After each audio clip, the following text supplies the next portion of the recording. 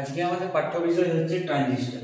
তো ট্রানজিস্টর হচ্ছে একটা ইলেকট্রনিক ডিভাইস যেটা কি করে না, আমাদের যে কোনো ইলেকট্রনিক সিগন্যাল আছে সেই সিগন্যালগুলোকে অ্যাম্পলিফাই করতে বা আমরা ট্রানজিস্টরের সাহায্যে সুইচিং করতেও ব্যবহার করি।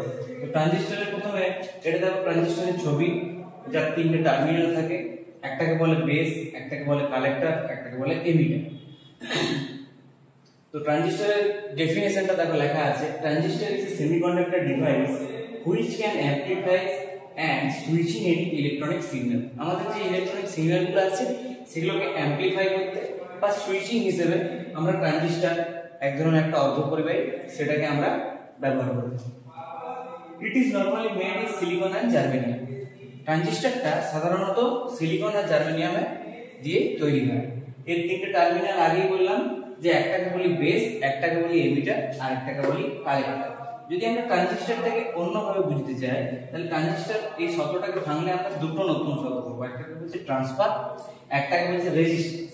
এর ইউজ কি না, ট্রানজিস্টর আমরা কোথায় কোথায় ব্যবহার করতে পারি, মানে কি কি ভাবে ট্রানজিস্টরটা কাজ করে না, সুইচিং হিসেবে আমরা সুইচ হিসেবে আমরা এটাকে ব্যবহার করতে পারি, অ্যাম্পলিফায়ার হিসেবে মানে আমাদের মাইক, রেডিও, লাউড স্পিকার, সেখানে আমরা ট্রানজিস্টরটা ব্যবহার করতে পারি, মডিউলেটর, ডিমডিউলেটর হিসেবেও আমরা ট্রানজিস্টরটাকে ব্যবহার করতে পারি। এরপর আমরা দেখব টাইপ অফ ট্রানজিস্টর। ট্রানজিস্টরকে আমরা দুটো ভাগে ভাগ করতে পারি, একটা হচ্ছে বিজেটি, একটা হচ্ছে ফেড। বিজেটি পুরো নাম কি, বাইপোলার জাংশন ট্রানজিস্টর, আর ফেড হচ্ছে field effect transistor. Bipolar junction ট্রানজিস্টরকে আমরা দুটো ভাগে ভাগ করা যায়, এনপিএন আর পিএনপি।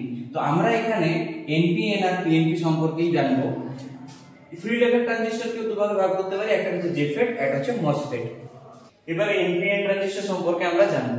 এনপিএন ট্রানজিস্টর কাকে বলছে না, when a thin p type semiconductor sandwich between two n type semiconductor is known as NPN transistor. তাহলে NPN ট্রানজিস্টরে দুটো আমাদের n টাইপ সেমিকন্ডাক্টর থাকবে আর ঠিক তার মাঝে একটা আমাদের p টাইপ সেমিকন্ডাক্টর থাকবে। আমরা যখন ডায়োড পড়েছিলাম তখন আমরা জানি যে সেমিকন্ডাক্টর n এ n টাইপ সেমিকন্ডাক্টরে আমাদের ইলেকট্রন বেশি থাকে আর p টাইপ সেমিকন্ডাক্টরে আমাদের হোল বেশি থাকে। হোল এখানে এনপিএন ট্রানজিস্টরে আমাদের মেজরিটি ক্যারিয়ার কি ইলেকট্রনস, যেহেতু আমাদের কালেক্টর আর এমিটার দুদিকেই এন এর ভাগটা বেশি আছে তাহলে অবশ্যই এখানে মেজরিটি ক্যারিয়ার ইলেকট্রন হবে, আর মাইনরিটি ক্যারিয়ার হচ্ছে হোল, যেটা আমাদের এই পি টাইপ সেমিকন্ডাক্টরের মধ্যে থাকে। তাহলে এনপিএন ট্রানজিস্টরের এটা হচ্ছে যে ছবি, যার একদিকের প্রান্ততে কালেক্টর, একদিকের প্রান্ততে এমিটার আর মাঝের প্রান্তটা বেস। বেসের আয়তনটা বা আকারটা কম আর এমিটার আর কালেক্টরের আকারটা বড় হয়। এখানে দেখতে পাচ্ছ যখন আমাকে এনপিএন ট্রানজিস্টরটা অ্যাক্টিভ করতে হবে তখন আমাকে বেস আর এমিটারের মধ্যে আমাকে কারেন্টের ফ্লোটা আনতে হবে। বেস আর এমিটারের মধ্যে যদি আমার কারেন্টের ফ্লোটা হয় তাহলে আমার এই ট্রানজিস্টরটা এনপিএন ট্রানজিস্টরটা অ্যাক্টিভ হয়ে যাবে।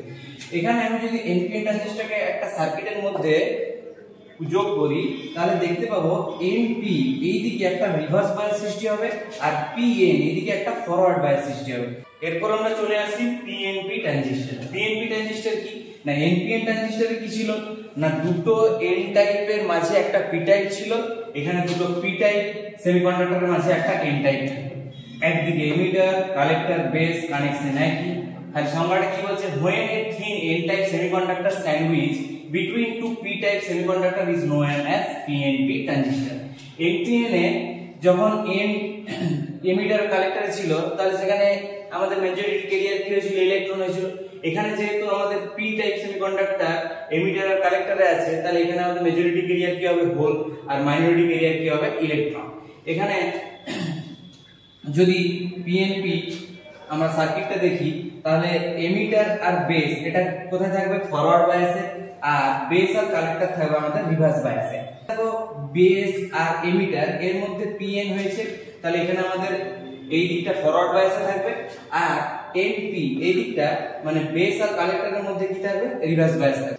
এবার আমরা জানবো কনফিগারেশন অফ ট্রানজিস্টর। তো আমাদের মোটামুটি তিনটা ভাগে ট্রানজিস্টরের কনফিগারেশন করতে পারি। একটা হচ্ছে কমন বেস, মানে বেসটাকে কমন করে দিয়ে, কমন এমিটার, আমাদের এমিটার যেটা আছে সেটাকে যদি আমরা কমন করে দিই তাহলে আমাদের সেটা চলে যাবে কমন এমিটার। এটাকে আমরা সিবি সংক্ষেপে বলি, সিবি। এটাকে আমরা বলি সিই, যেটা আমাদের কমন এমিটার যেটা কমন কালেক্টর সেটাকে আমরা বলি সিসি কনফিগারেশন, এটাকে বলি সিবি কনফিগারেশন, এটা সিই কনফিগারেশন, এটা হচ্ছে সিসি কনফিগারেশন। এবার আমরা প্রতিটা কনফিগারেশনের ছবি আর তাদের ইনপুট আউটপুট ক্যারেক্টারিস্টিক দেখব। তো ট্রানজিস্টরে আমরা তিনটে রিজিয়ন দেখতে পাই, একটা বলে স্যাচুরেশন রিজিয়ন, একটা বলে কাট অফ রিজিয়ন, এটা হচ্ছে অ্যাক্টিভ রিজিয়ন। তো আউটপুট এটা হচ্ছে ইনপুট ক্যারেক্টারিস্টিক গ্রাফ, এটা হচ্ছে output characteristic graph of CB common base. আমাদের সার্কিটটা দেখে নাও, দেখো আমরা বেস যেটা আছে সেটাকে আমরা প্রথমে গ্রাউন্ড করে দিয়েছি। বেস আর এমিটারের মধ্যে আমরা বি এরকম একটা ভোল্টেজ দিয়েছি, আর একটা বেস আর কালেক্টরের মধ্যে আমরা একটা লোড রেজিস্ট্যান্স আছে তার মধ্যে আমরা একটা ভিবিসি দিয়ে দিয়েছি। তো এখানে আমাদের এটা ইনপুট, এদিকে আমরা আউটপুট পাবো। এটা হচ্ছে কমন বেসের কনফিগারেশনের ছবি। এটা হচ্ছে ইনপুট ক্যারেক্টারিস্টিক, এখানে ভিআই গ্রাফটা পেয়েছি, ঠিক আছে। আর এটা হচ্ছে যে আউটপুট ক্যারেক্টারিস্টিক, যেখানে ওটা তো ভিআই। তো প্রথমে স্যাচুরেশন রিজিয়ন, এটাকে বলে থ্রেশহোল্ড ভোল্টেজ। এখানে প্রথমে আমরা ভোল্টেজটা একবারে সর্বনিম্ন পাবো বা আমাদের একদম জিরো হবে, তারপর হঠাৎ করে আমাদের কারেন্টটা বেড়ে যাবে। এটাকে এই জায়গাটাকে বলছে আমাদের থ্রেশহোল্ড ভোল্টেজ।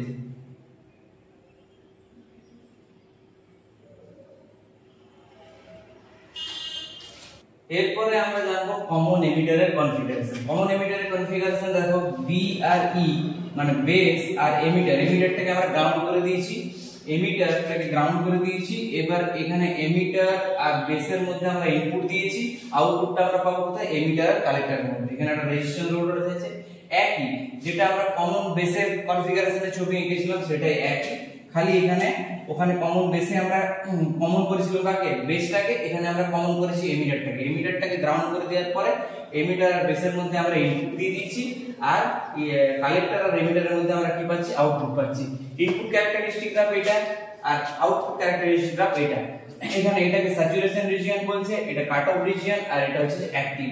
আর এখানেও সেম, এখান থেকে আমরা থ্রেশহোল্ড ভোল্টেজ পাচ্ছি, এই থ্রেশহোল্ড ভোল্টেজে আমরা কোনো কারেন্ট পাবো না, থ্রেশহোল্ড ভোল্টেজ যখন আসবে তখন আমরা কোনো কারেন্ট পাবো না, এখানে আমাদের কারেন্টের ভ্যালু হবে 0। তারপরে আমরা আলাদা আলাদা কারেন্টের ভ্যালু পাবো। এরপর আমাদের কমন কালেক্টর, দেখো এখানে কালেক্টরটাকে আমরা কমন করে দিয়েছি, গ্রাউন্ড করে দিয়েছি।